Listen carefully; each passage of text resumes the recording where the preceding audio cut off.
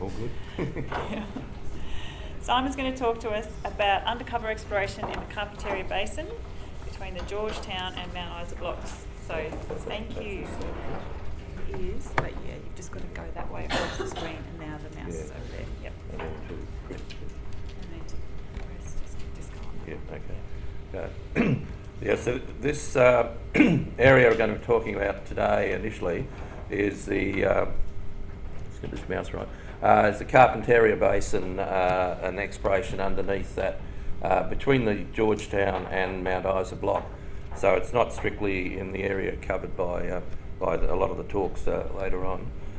But the key thing from the exploration point of view is there is a lot of activity. This is the EPM map of the EPMs on the edge of the Georgetown inlier, and it's basically analogous to the high risk, high reward exploration was carried out undercover around Mount Isa that we just saw led to a lot of discoveries around the 1990s, but have not been repeated since.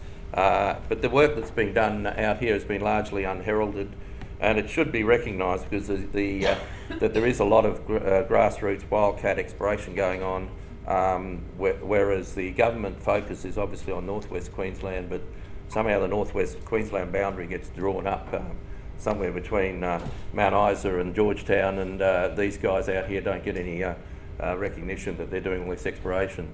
The ground that we're looking at in a lot of the geology we'll be seeing is out under cover, and there's no exposure there at the moment. If you go out the surface there, it's all tertiary sediments or younger sediment, and there's really the only information you've got is from drilling and any geophysics you can do.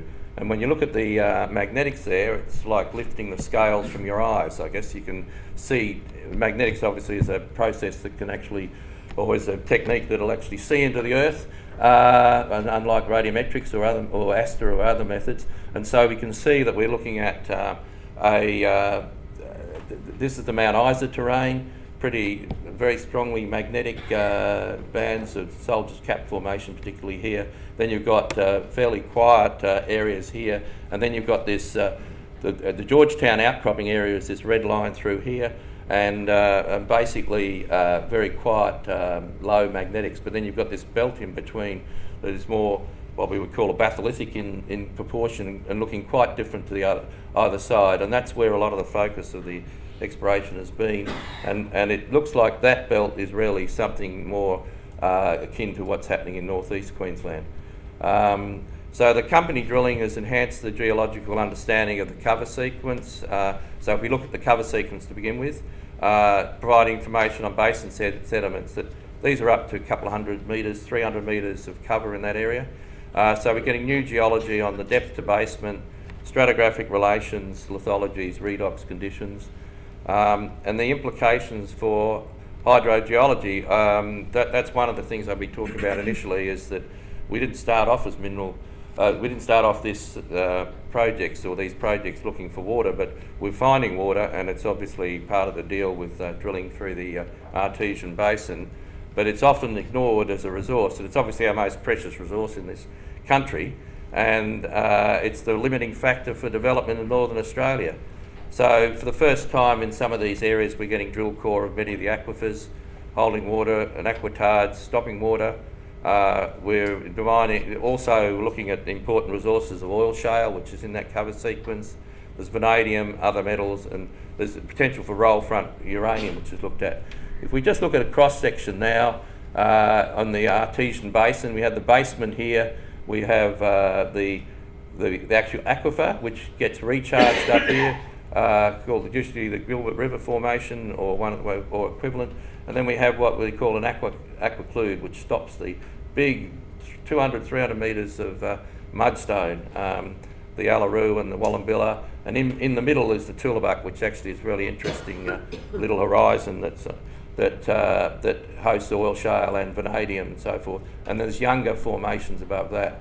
Now, all the talk about the aquifers and whatever all concentrates either on these younger ones up here or this older, or the base of the sequence. There's almost no mention of aquifers or water in the basement itself.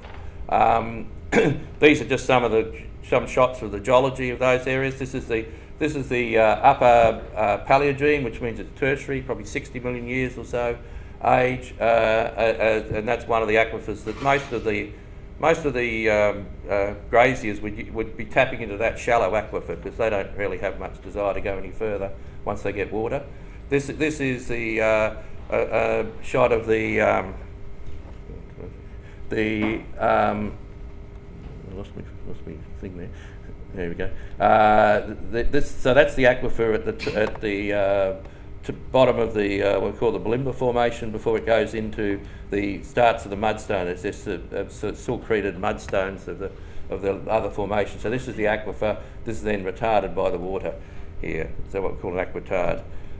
These are the big thick sequences of mudstones which actually pressure the aquifer below and also are obviously able to be dated. They're Cretaceous in age, got fossils through them, and that's 200 or 300 metres thick of those. And then down towards the base of that, you start going into fluviatile, or you move from a marine environment into fluviatile. You get glauconite, and then right at the base, which might only be a few metres thick or less, is the actual aquifer for the Artesian Basin at the base, which is this case where we've been drilling, is the Gilbert River Formation sandstone, and then that is the contact between the sandstone of the Cretaceous, so that's probably Triassic, I think it might be. Jurassic probably. Sorry, and that boundary is maybe 90 million, maybe 100 and something million years. That those rocks here, and these are turn out to be Proterozoic rocks in this case, and they're going 1,500 million years. So it's major unconformity between the two, but a very sharp contact, which suggests that there's virtually no weathering of that contact, which suggests that it's tied up with a glaciation event that was around the Permian and Triassic. So we're sort of recording that event through there. And then if we go into now a close view of that, we have a conglomerate sort of sitting right at the boundary, just a tiny little conglomerate, but that's where we got where we struck the water from this hole. So in this case, you can see hit the aquifer, get water coming to the surface in Artesian. This base is around 240 metres. Now, the whole thing about North Queensland, I guess, is we know that water is the most important resource, but current ignorance tends to, it needs to be overcome with scientific understanding about what's happening with that water. And tropical North Queensland does get regularly inundated. I mean, I live in Townsville, and this is what happened, and people who live in Cloncurry and whatever, Julia Creek this year, they know how much water you get. And then this is an idea of how much water there is. That was earlier this year, the inland sea that basically covered the Flinders Norman rivers, 60 kilometres wide, 300 to 500 kilometres long. A large proportion of it probably going into the ground. And this is, was regarded as a 1 in 2,000 year event, I think, at one point. But if you lived in North Queensland long enough, you know that that's not true. That there's a lot of events like this happen fairly regularly.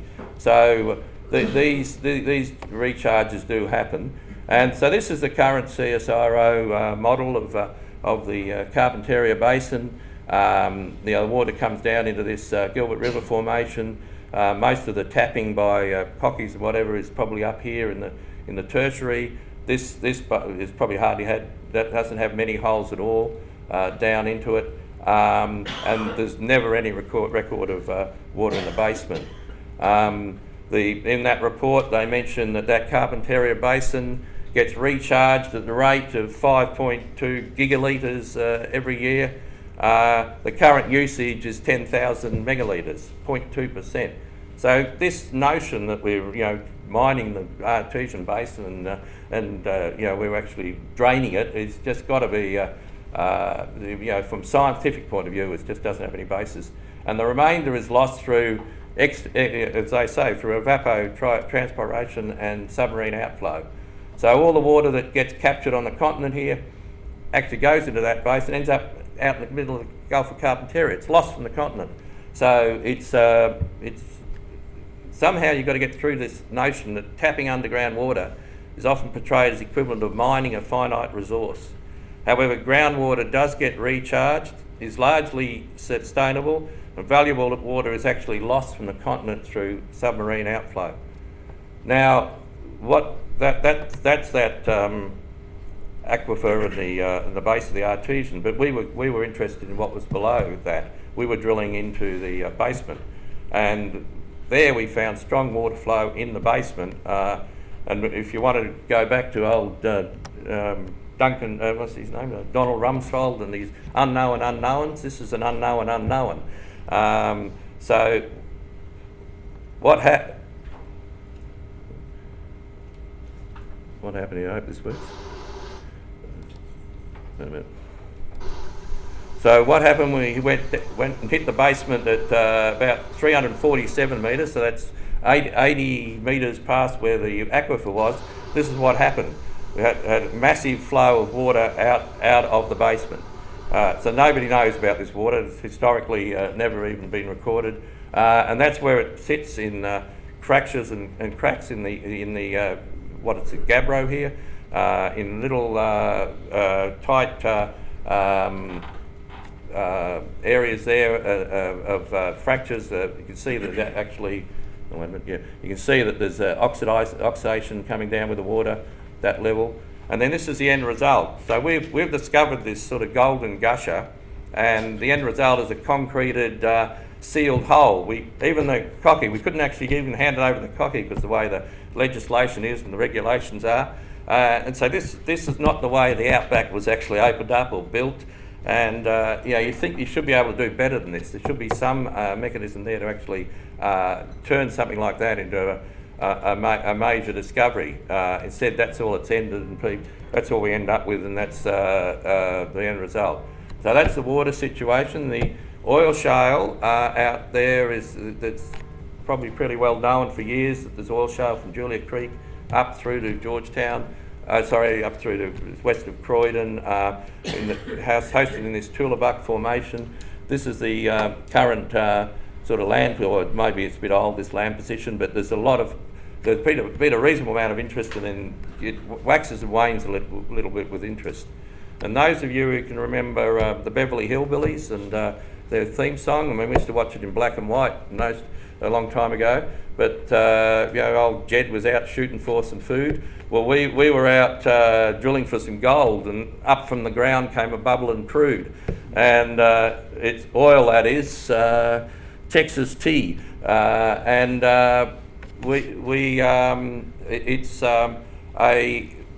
it's incredible to think that in a country now, that in Australia, where we have 2-3 weeks supply of refined motor spirit, I think, in the country strategically, that we have a resource like this that actually is not even being looked at terribly hard, and we're we have this complacent attitude that nothing's going to happen to our oil supplies. There's no way a terrorist's going to go and blow up a supply chain in Middle East or something like that. We're in the situation with.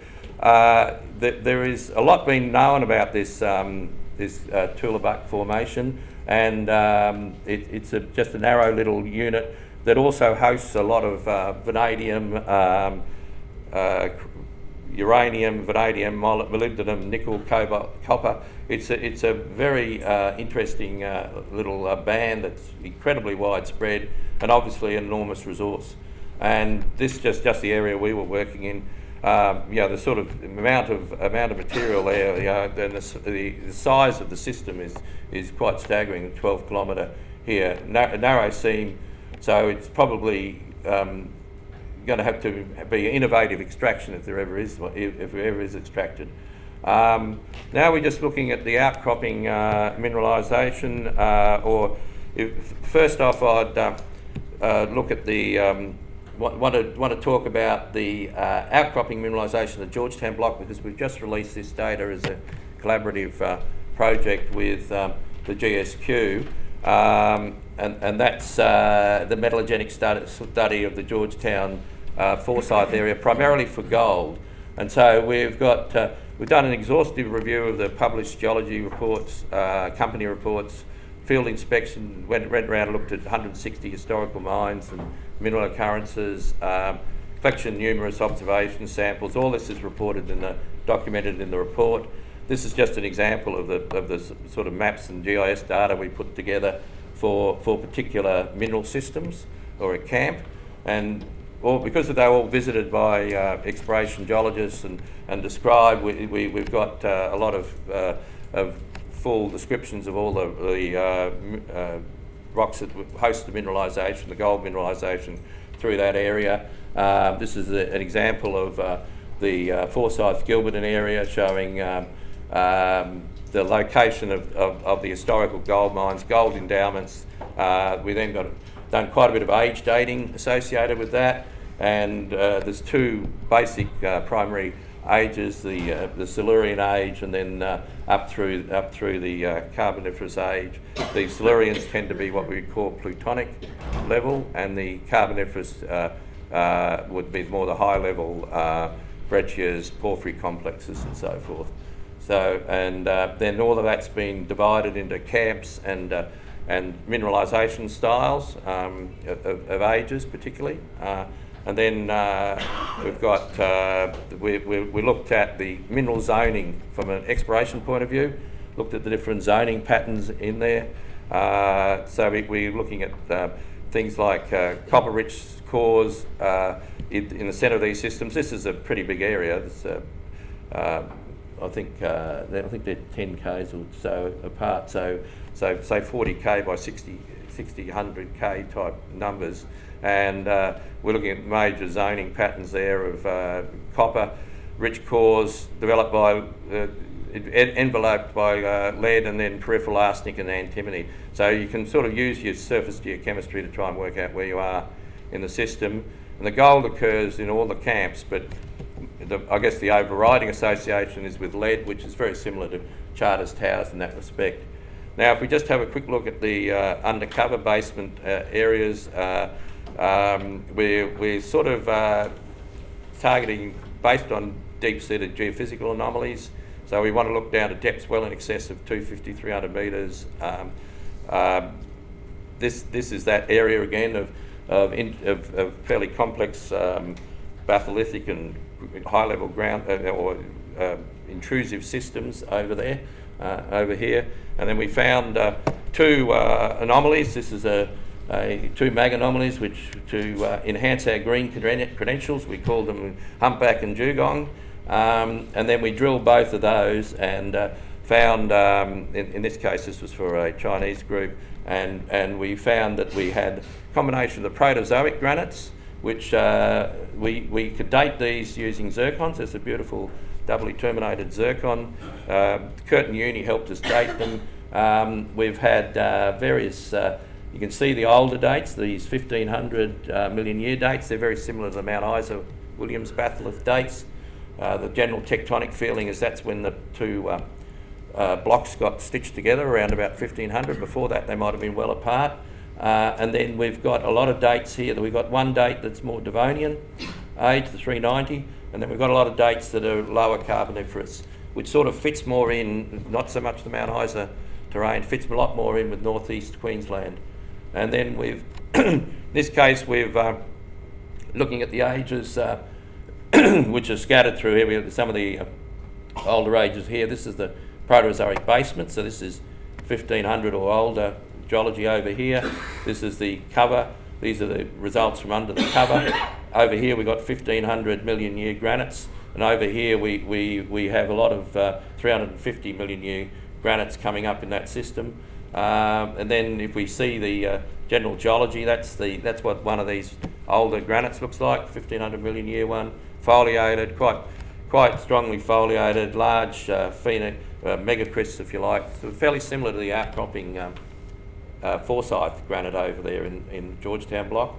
And this is what one of the younger Grabros and units looks like, more massive textured. This is more the lower Carboniferous age. We also found a whole volcanic province there, which nobody had really thought about. And interestingly enough, this was andesitic, so that makes life fairly interesting, knowing the relationship of andesite and mineralisation over the globe. And that was had strong alteration associated, not any mineralisation, but very strong magnetite, secondary biotite alteration. So we're in the peripheral. I mean, these are only one wildcat hole, so you'd be very lucky to actually hit mineralisation in that instance. But and then we have this granite again. This is a nice, massive textured granite. We alter that. We've got some really good signs of strong alteration, almost identical to what you'd see around a gold deposit, and sort of elevated, little bits elevated gold. So that's the basement story. Just got a little bit of ending here where we look at the issues that really confront us. Why, we can talk about that issue of why we haven't had many discoveries in recent time, but as an exploration geologist, the clear reason is we're having a lot of trouble getting access. And that in northwest Queensland, even though northwest Queensland relies entirely on, or not entirely on minerals, but it relies a lot on minerals, we still don't have the access issues. We still have access issues and mineral exploration is still not the prime land use here by any stretch. And one of the areas that we're confronted with is the most likely place we're going to find a discovery is in that northwest Queensland. We just heard about, or northwest of Mount Isa, we just heard about the seismic work. But that area is the wild rivers, or whatever equivalent it is now. And we've tried to explore up there in an area, in fact it was on the EPMs we saw there, and that's the tentacles of this wild rivers sort of system comes down. There's mineralisation in there. We know there's mineralisation, yet it's been called the wild river. This is the area that's actually been identified as typical savanna woodland from that part of the world, but we're in the high preservation area of endangered wetland. If you look at the actual map, and that's restricted. That's one of the conditions of the restriction of the licence. Same story with phosphate. You've got all this enormous resources of phosphate, potentially a major industry. We get to this one north of the Paradise one. And we've got the tentacles, literally the tentacles of the wild rivers coming down from the upper reaches of Thorntonia. This is an endangered ecosystem, this green area. This is a resource of phosphate identified in 1960, I think it was 1965, so it wasn't as if anybody didn't know it was there, but they still end up with this overlapping tenure. This is in the middle of that there, the cocky, who could actually go in and drill this, because he's the cocky. We're a mining company, we can't actually go in and drill that as an exploration hole, but he wanted a water bore. We drilled the water bore for him in the middle of that endangered area, or endangered ecosystem, and in the middle of because as usual he wanted to drill it where he wanted it, which was in the middle of a creek, and we drilled 60 metres down, didn't find any water in what's mapped as endangered wetland. So how this works out, I've got no idea. Anyway, and that's the typical country in the buffer, 500 metre buffer around this endangered wetland. It's sort of scrubby country. So, and we're restricted. We can't even go in. We have to be very restricted about how we explore in there. And actually, low impact exploration it leaves no mark. It can be to the point where we, in a few months after we've especially out of wet season, a few months there's very little evidence that you've actually been there. So that's us cleaning up the hole. That's the remains of it, and then a good wet season, and you wouldn't even know you were there. So that's part of the problem. So how would you, if you had a scorecard out there, how would you work? Well, we've got fantastic data sets. We've got to be listening to them about how much data sets that we're adding all the time with state, federal initiatives, universities, whatever. But if you look at what we would be looking for, uranium, mining banned, no exploration, oil shale, there was a previous ban on oil shale. I think the state government's sort of sympathetic to the green opposition to fossil fuels generally and to fracking, that resource possibly could be developed by fracking. However, there is a lot of government support, but for R&D. So one branch of government sort of competing against each other. And water, our most critical resource, is sort of shrouded in ignorance. And you make a new discovery like we did, immediately plugged and forgotten. And the link of the water and hydrogeology seems to be unravelling from my observation, that Like, I don't think the GSQ even has a water group anymore, or the hydrogeologists think they've moved off to agricultural or DPO, Department of Primary Industry or something.